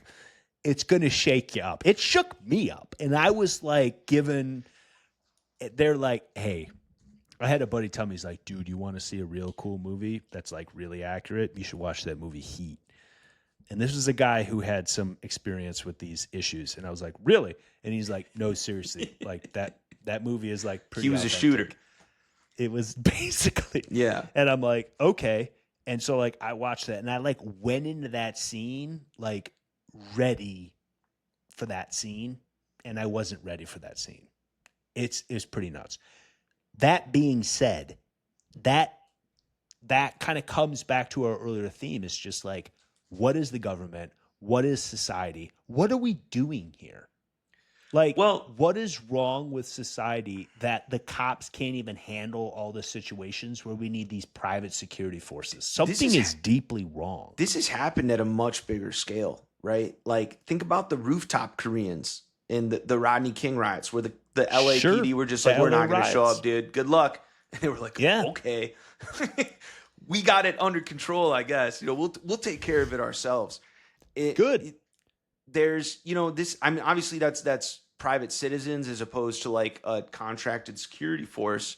But I think it's a similar dynamic where the you talk about government spending. I mean, the government only has so much money to spend on security, especially like a city government or like a municipality. And Right. they can't just like surge their, let's say there's a huge uptake in people smoking in the hospital. They can't just surge their police force. I was just reading that Austin, Texas is having issues with Waymo because people are getting drunk and falling asleep in the Waymos. And the fire department, if the people don't get out, if they don't wake up when Waymo's like, get out of the car, get out of the car, Right. get out of the car. By the time it gets to the 20th, get out of the car, calling 911. And then Right. the fire department shows up. That's all they can do. And the fire Right. department is pissed. They're like, this is just a waste of our resources. But if we Right. have to keep doing this, we're going to be pulling drunk people out of Waymos while someone's house is burning down. So like, the government isn't, they can't, I don't know, man. I know I'm taking the side of the private security people here, but maybe that's just because I'm reading Snow Crash right now, where everything is privatized. I don't know if you've ever read that book, but I have not. It's a science fiction novel where all of America just becomes like, the state ceases to exist and everything becomes private corporations. We talked about that last episode. That's private warlordism. But that's actually what I'm trying to say is the solutions to these problems are extra state. And what I mean by that is the state only works if the people are compliant. Unless you're in like a North Korea type situation where the state controls everything and everyone's just a complete lockdown, it's not going to work in our society where like if a certain percentage of the people are just completely out of control and they're just doing that, it just becomes too much of a carrying cost for the rest of society. If I have to be worried about being accosted in a Target with a completely deranged gunman, and that chance is like 1 in 100, I'm never going to Target. If it's 1 in 10,000, maybe I can go to Target. I don't know. But what I'm saying is like, we need to go and start looking at ourselves as a society in the eye and just being like, are we going to tolerate this behavior?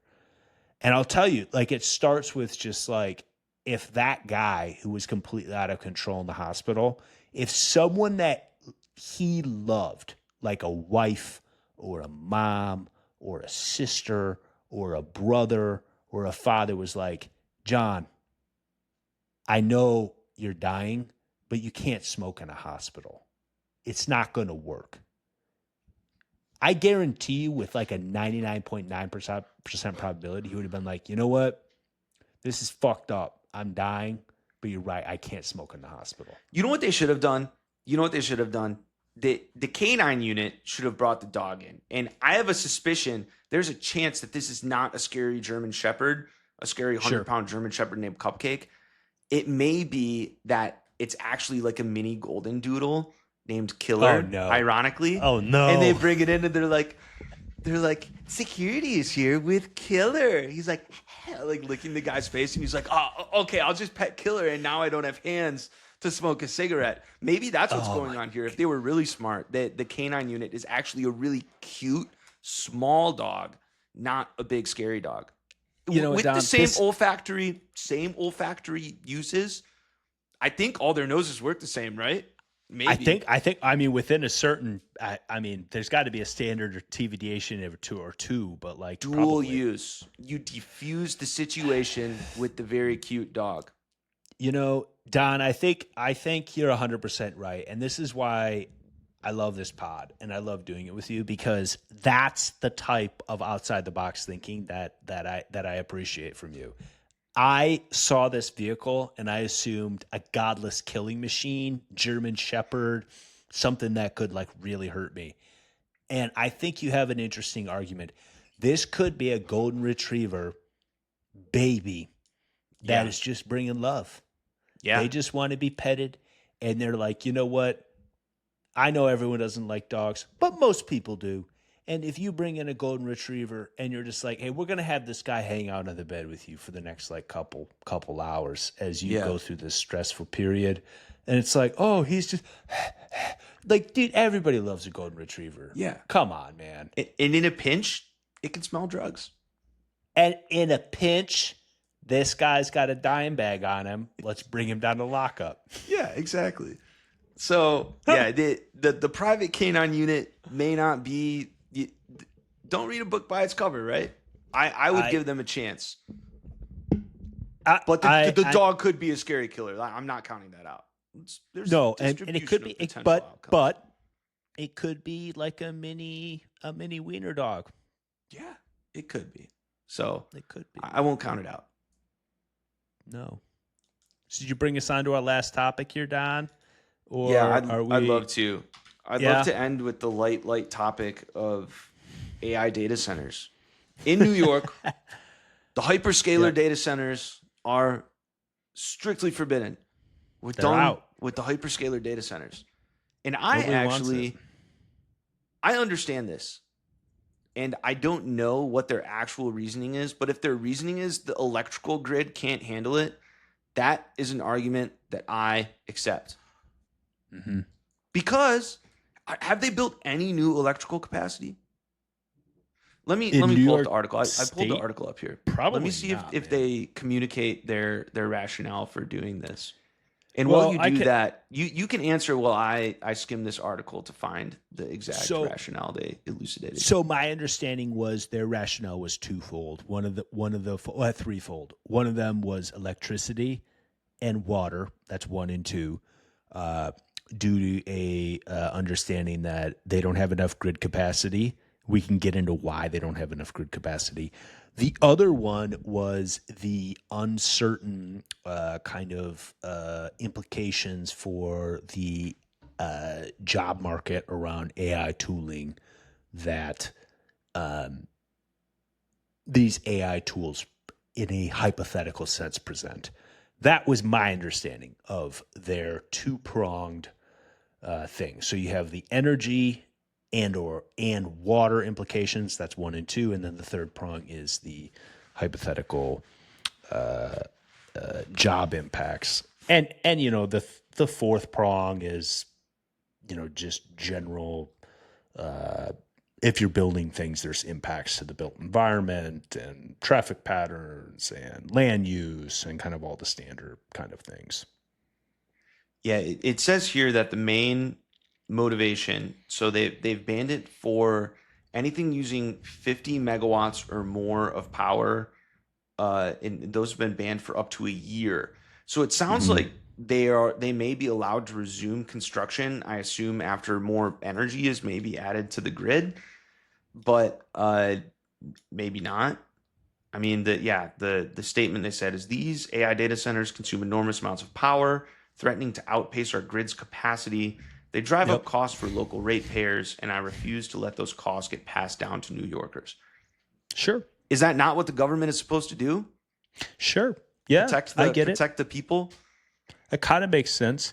What they failed to do was provide a ecosystem that would allow a transformative technology like AI to actually benefit the people. So instead of saying, hey, we messed up majorly over the last 2 decades since the turn of the century, we were wrong on everything that we've been doing because we don't have enough grid policy, like grid capacity to actually enable this to happen. We don't have any plan when it comes to providing you with training that's actually effective. In fact, our plan failed because you all have way too much college debt and not enough vocational training or technical training. We're going to make up this whole thing about how it's an issue. It's actually to protect you. It's to protect you, the ratepayer, from having increased power bills. That's why we're shutting this down.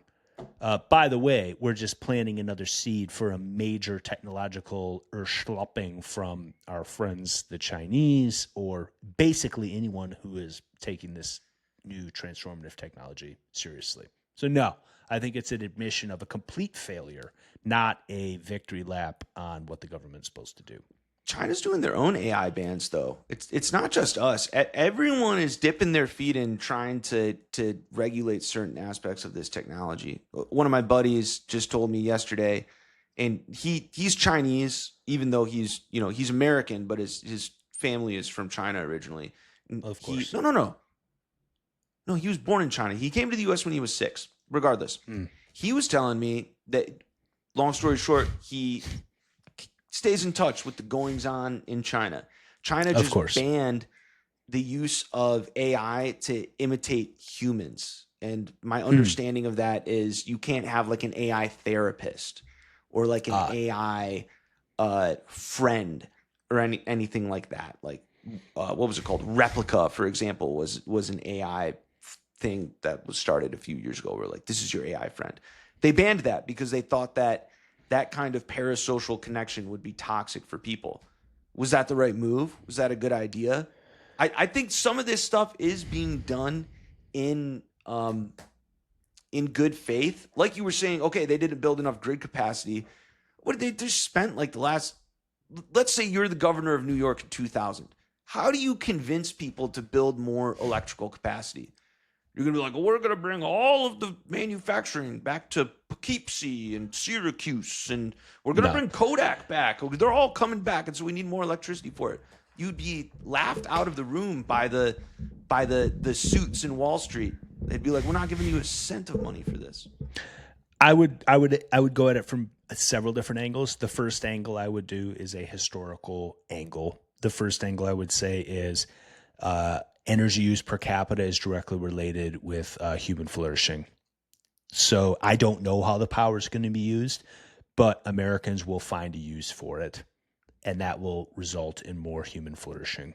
And I would bet on wiser brains actually being able to do that, and that would create a regulatory environment that fulfilled or made that permissible, unlike what they did, which was shut down all the power capacity, including shutting down things like the Indian Point nuclear reactor, where it was completely good green energy, and they shut it down.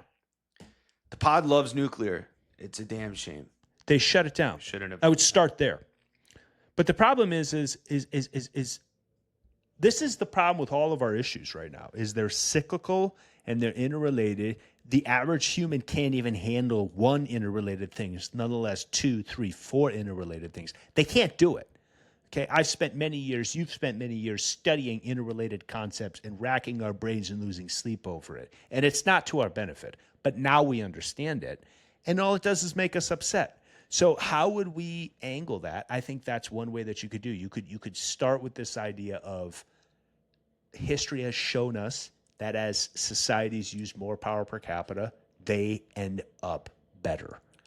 I don't know what this power is going to necessarily look like, how it's going to be used, but I know that it will make us all better in the end. That is one thing I would do. Brederick, I don't want to upset you, but I think you would be a good communist. I think that if we seized the means of production, you would be an excellent, what would be the right word? That'd be like Politburo, not czar of industry and energy, something like that. I think at first you'd be like, oh, communism, kind of like Hank Hill when he has to give people hugs.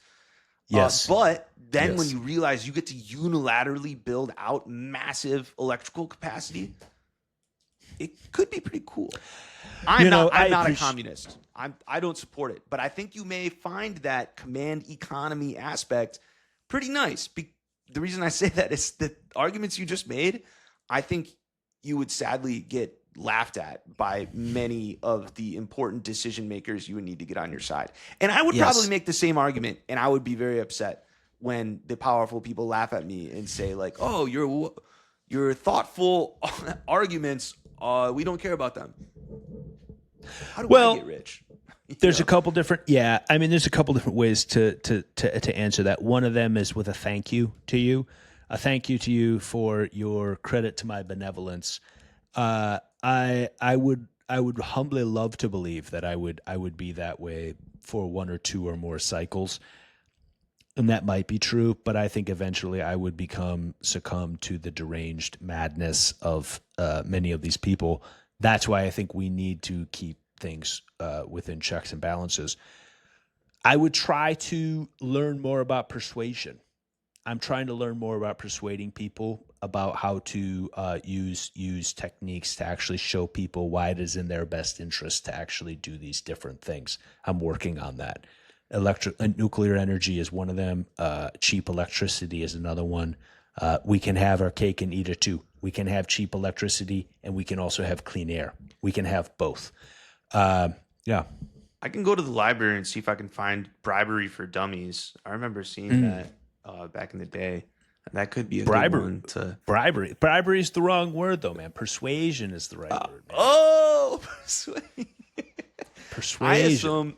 I don't know if this is pessimistic, but I assume that most people get on board with stuff through bribery and threats.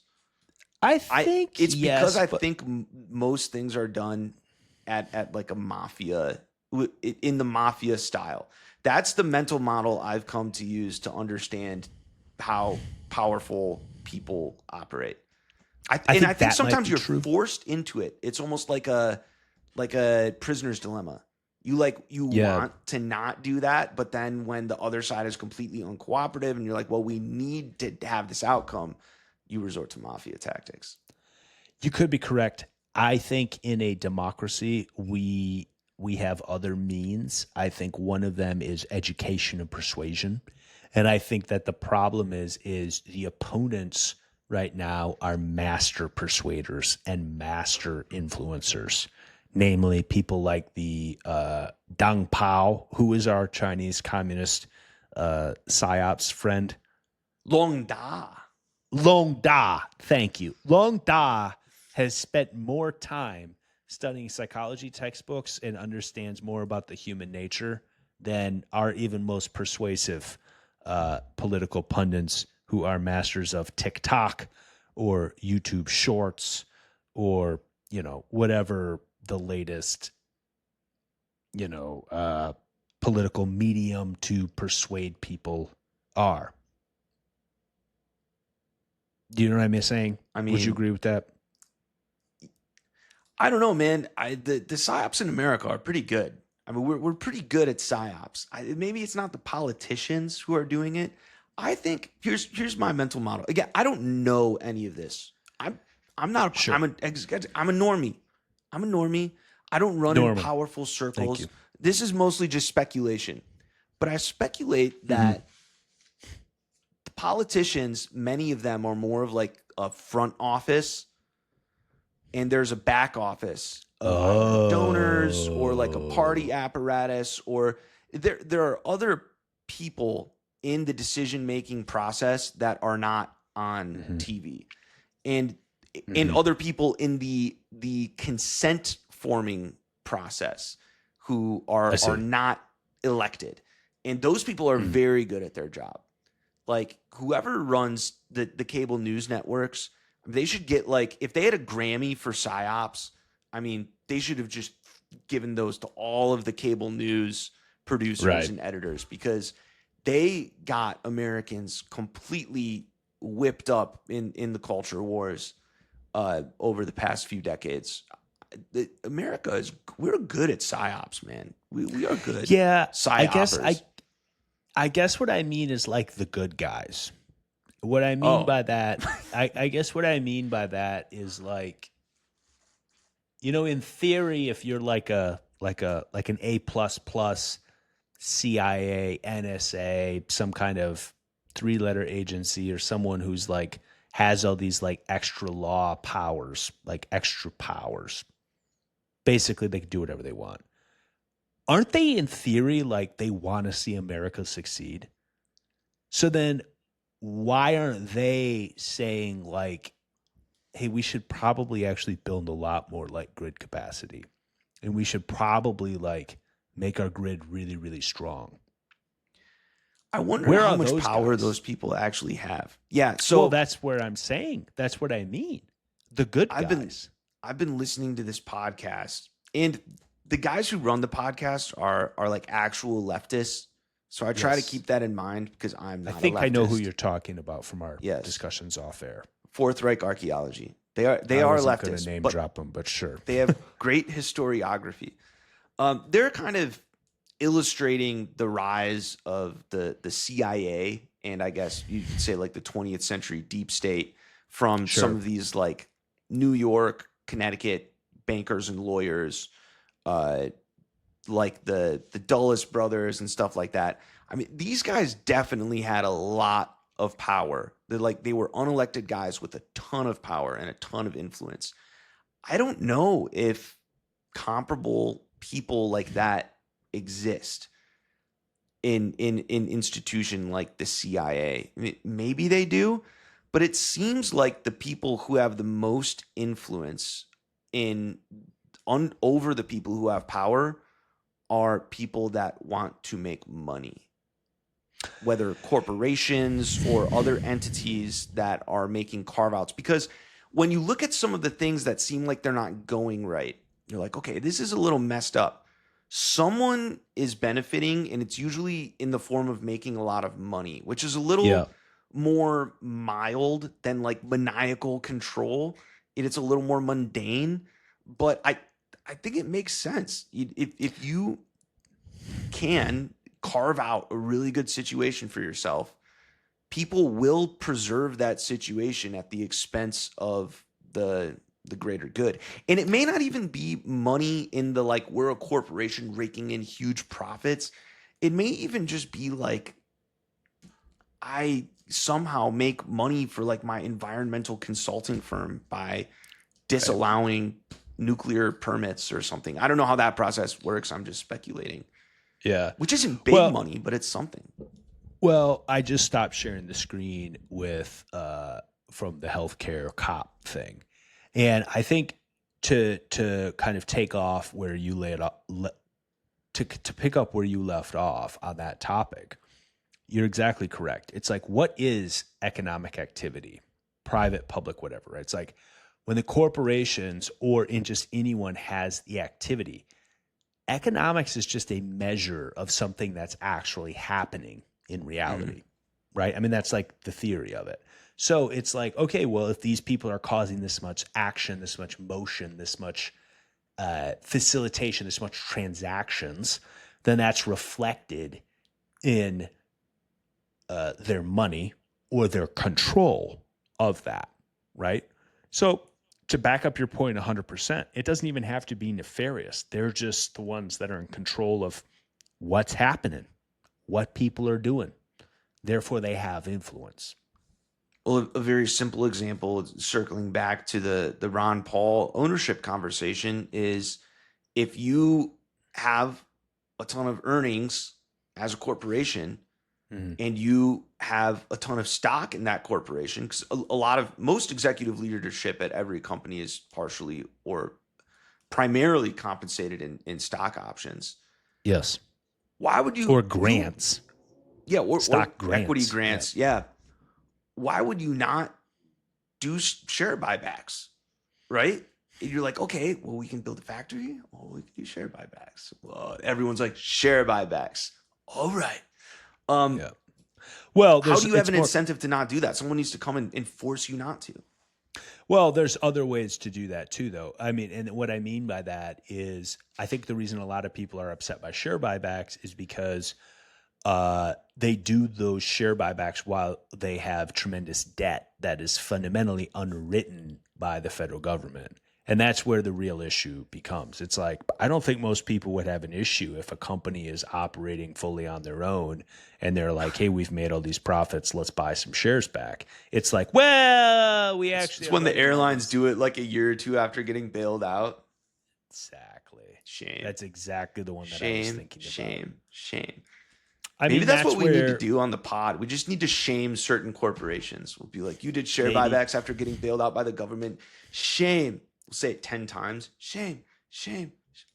Maybe. Just an idea. I don't think you're wrong, but this is kind of where, like in a saner society, that would be properly disseminated through the electorate. The electorate would then say, actually, that's like really messed up. You stole from us.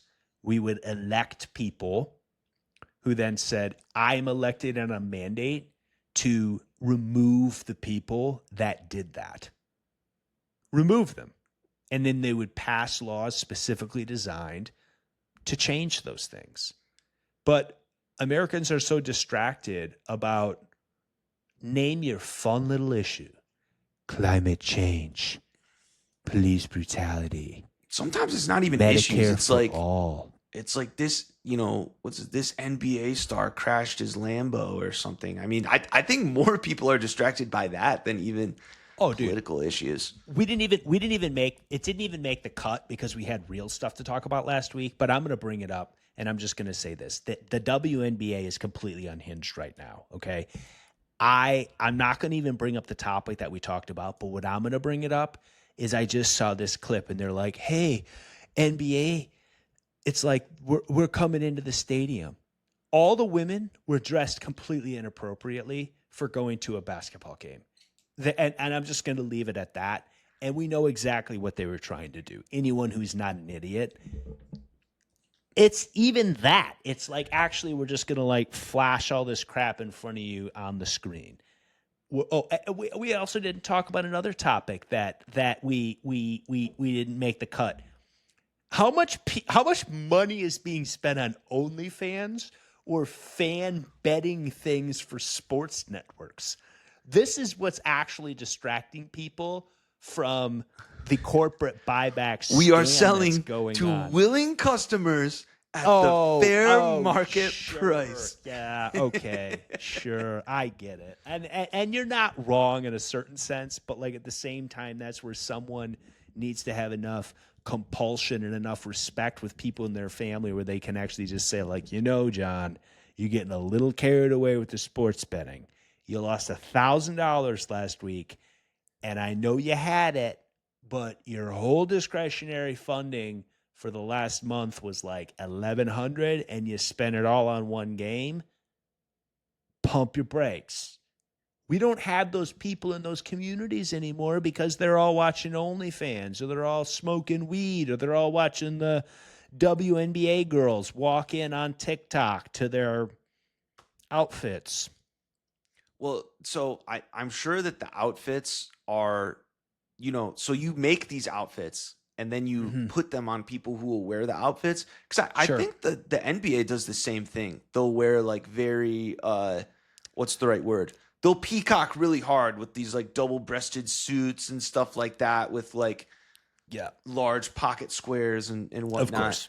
Of course. All from like this designer and that designer. I mean... Right. It's not there. There's a whole there's so many interests that this phenomenon, yes. Right, of what you were saying, like when athletes in the WNBA entering the game in provocative clothing. There are so many interest groups at play there. How do you get all of the people to be like, no, we are no longer incentivized to do this thing that is distracting us from the share buybacks. Cultural modesty and a unifying vision. See, I know you laugh at me. You need to go to China, man. You need to go to the command economy, and you need to move up in the Politburo, and they need to give you. You need state power, man. Damn it, Don, you're right. I have just been a totalitarian state man my entire life, and I've been masquerading as a conservative libertarian cuck, and I can't. All this time I've been. You can't be in denial anymore. You need to go and you need to wear the little olive hat with the red star, and you need to build lots of factories, and you need to do lots of social engineering. Oh, you would love it. I've always been good at memorization, and I probably could memorize all of Mao thought and Xi thought. And all of it, I could memorize it all. I'm not Chinese, but they would embrace me as their own if I was able to come up with the party line quick enough, I think. Yeah. You definitely. Yeah, I'm just saying, man. I'm trying to help you out because I don't know if you're gonna. This is the conversation that I want everyone to have with their friends. You're having with me, but it's the opposite angle. what kind of libertarian are you, right? I think maybe that's the question to ask, because Oh my. when you talk about social engineering, libertarian is one of those, like socialism, in kind of incoherent terms. But in broad strokes, there's this government non-intervention aspect to libertarianism. Sure. How do you shape culture, cultural morality, let's say, the temperance movement and like anti-alcohol is maybe comparable, where they're like, we need to change society's behavior, and they eventually succeeded in passing a federal ban on alcohol. Mm-hmm. Yeah. And I read recently the rate of alcohol consumption has never been higher than right before Prohibition. So it did result in a permanent decrease in alcohol consumption. Yes. Was that okay? Was that too much government power? So, like, should the government come in, moderate equivalent? Should they come in and ban OnlyFans and sports betting? It's been tried before. What is the right thing to do? You know, Don, I have many thoughts on this, but thankfully this is episode 2 of the podcast. Mercifully, yeah. And you and get away this time. I'm not going to let you get away next time. I think this is going to be the end of the Don and Brederick program number 2. Thank you for listening. But if you want to hear more of my thoughts, which I'm not scapegoating, bro, I could give you so much. And the audience and you both know that I'm not like ducking out here. We're just approaching 2 hours. I'm not running in fear. But I am actually going to prime the pump for episode number 3. I think there are answers to that. You and I aren't going to agree because I'm more of a theist. You're more of an atheist. But I think that has a lot to do with it. But I don't think that I'm not going to rest solely on that. I think there are answers that don't involve God. But what I'm most excited about is actually trying to illustrate more what I mean when I say, like, that's a cultural value. Because I think there are values that are better than others, and that's how we can adjudicate that. But one of the best cultural values that I think we have is actually the First Amendment, which allows us to have this podcast. So I will just say that I think one of the better ways is to actually hash out our conversations and hash out our things with love and respect and a little bit of excitement. Is that okay? Can I end on that, Don? I grant you that. That's a good way to end. We're just trying to figure things out with great respect. Okay. So with that, thank you for listening to the Don and Brederick program. Send us your love mail. Send us your hate mail. As you know, send the love mail to Don. Send the hate mail to me, but only real hate. With that, thank you for listening. Subscribe. Tell your friends about us, and we will be back next week. Bye-bye.